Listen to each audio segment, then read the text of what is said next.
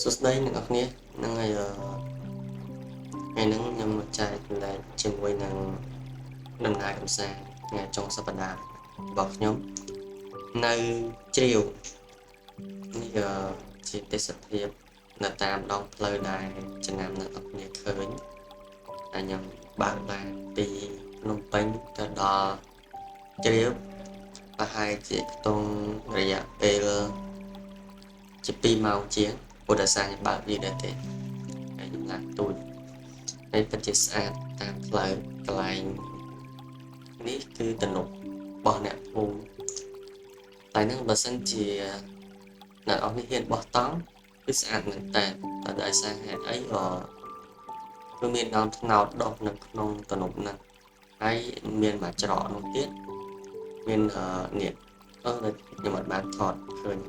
ពុទ្ធសាសនាវាមានកន្លែងនោះកន្លែងបឹងកន្លែងគោកអញ្ចឹងយើងអាចអង្គុយបោះតង់ឯហ្នឹងគឺស្អាតមែនតើហ្នឹងអាស្រ័យទៅលើអ្នកជំនាញបោះអឺទៅតាមផ្លូវពេលដែលយើងជិះទៅគឺ relax ជាមួយនឹងទេសភាពតាមដងផ្លូវខាងកំពង់ស្ពឺយើងគឺទេសភាពស្អាតម្យ៉ាងជាពិសេសគឺខ្ញុំស្រឡាញ់ជាមួយនឹងទេសភាពជាមួយនឹងព្រៃភ្នំជាមួយនឹងទឹកដែលយើងជិះមកគឺយើងធ្វើការហត់ពីថ្ងៃច័ន្ទដល់ថ្ងៃសុក្រវាមិនហត់ណាស់ណាក៏ប៉ុន្តែនៅពេលដែលថ្ងៃចុងសប្តាហ៍គឺយើង relax ជាមួយធម្មជាតិជាមួយនឹងទេសភាពជាមួយនឹងព្រៃភ្នំជាមួយទឹកដែលយើងបានដំណើរកម្សាន្តធ្វើឲ្យកម្លាំងចិត្តក៏ដូចជាអារម្មណ៍របស់យើងនឹងវា fresh ហើយដល់ថ្ងៃធ្វើការវិញគឺយើងមានកម្លាំងធ្វើការធម្មតាដោយសារយើងវាមានពេលធ្វើការវាមានពេលសម្រាកវាមានពេលហែកកម្សាន្តអារម្មណ៍ខួរក្បាលធ្វើឲ្យខួរក្បាលរបស់យើងនឹងវាកាន់តែឡើងថាមាន feeling ក្នុងខ្លួនកុំឲ្យវា stress ពេកទេព្រោះធម្មតាអ្នកគ្នា focus តែលើការងារហើយអត់មានដំណើរកម្សាន្តឬក៏ការសប្បាយអីរីករាយនៅក្នុងនៅក្នុងមួយសប្តាហ៍បើសិនជាយើងគ្មានពេលសោះយើងអាចមួយខែឬក៏ពីរខែតាមលទ្ធភាពឬក៏តាមពេលវេលារបស់គ្នាមានណាតែបើសិនជាយើងមកធ្វើការតាមពិតទៅបើសិនជាយើងធ្វើការក៏មិនបានចំណូលដែរតែនៅពេលដែលយើងដើរលេងគឺវាឆ្ងាញ់លុយអស់លុយហ្នឹងហើយតែបើយើងមិនដើរសោះជីវិតយើងវាអត់ន័យសោះតែម្ដងនិយាយចឹងមែនទេ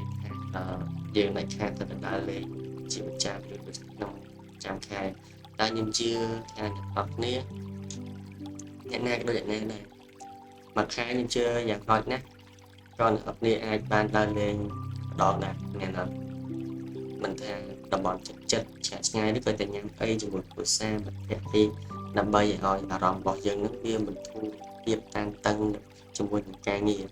ធម្មតាមិនធ្វើការងារវាតែងតែមានហើយសម្ពាធតូចធំអីសម្ដីនេះมันចេះអត់ទេអញ្ចឹងអ្វីដែលសំខាន់យើងចេះធ្វើខ្លួនឯងឲ្យសប្បាយមានពេលដើរលេងមានពេលធ្វើការមានការចេះសន្សំចៃប្រាក់ខែការបើកមកនិងការហូបចុកហើយជាពិសេសកុំភ្លេចថាសុខភាពទាំងផ្លូវកាយទាំងផ្លូវចិត្តទាំងអស់គ្នាណាអរគុណសម្រាប់ការមកទស្សនាហើយស្ដាប់ខ្ញុំនិយាយដែរអត់គេចោលច្រើនអឺនឹងចែកជូនអ្នកនរគ្នានៅអ្វីដែលเป็นជាកន្លែងអ្នកស្អាតៗនេះជាយើងថតយកឲ្យបានច្រើនចែកអ្នកនរគ្នាមើលហើយអ្វីដែលខ្ញុំអាចនិយាយផ្ដល់ជាកម្លាំងបានព្យាយាមនិយាយនៅក្នុងវីដេអូមួយបានច្រើនអរគុណបាយបាយ